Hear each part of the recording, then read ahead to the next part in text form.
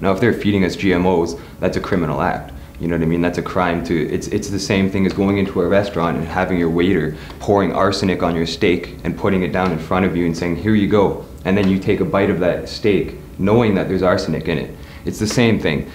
On Saturday, millions of people in 52 countries around the world marched to protest Monsanto, a giant US-based corporation that has become the lightning rod of worldwide opposition to genetically modified food.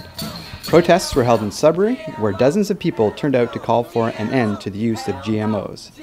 But are those fears justified? A Google search will quickly turn up dozens of websites warning of the horrors of GMOs. But the mainstream scientific community has taken a different view. This is Headliners on the debate about genetically modified food. The American Association for the Advancement of Science, their conclusion is GMOs are not more risky than conventional plant breeding techniques. They won't test it though. They won't put the money to do the test to see if the health problems are, because if they did find a health problem, they would go bankrupt. But they're saying right there that they spent $300 million, they did 130 research tests over 25 years, and they've never found any credible evidence. It depends how much your paycheck increases by saying, no, this food isn't dangerous, you know? That's what I think. Doesn't that reduce it to conspiracy again, though? Okay. Yeah, sure. I mean, we're talking about an organizations that are saying this is safe. So A1, why won't Monsanto label it? If this product is safe, as they have declared it is, there's no issues with it as far as Monsanto is concerned. Why won't they give people the choice to know different? There's a Russian study that was just done that proved that GMO foods causes third-generation sterility.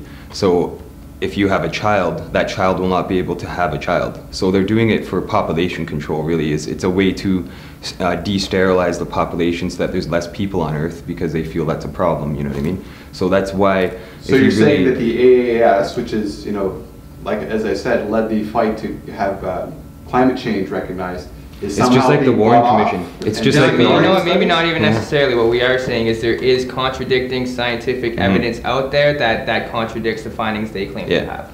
If everything you guys are saying is true, let's make that assumption. Are you guys saying no to any research on genetically modified organisms? I think that we should totally eradicate all GMO crops and then start fresh and find another way. Because honestly, GMOs have been proven to cause health problems. Other countries are learning about this and burning their crops. Even though doing that would mean billions of people would starve? 2,000 years ago, they didn't need genetically modified organisms in order to feed everybody. What they needed to do was organize and ensure that they grew enough throughout the year to feed everybody. So if the entire world turned around and said, okay, let's take this food that we believe is healthier, and organize properly, make use of the land we're not making use of, that could go towards producing what is required, I 100% believe that we could abolish that problem if we were to come to a consensus globally.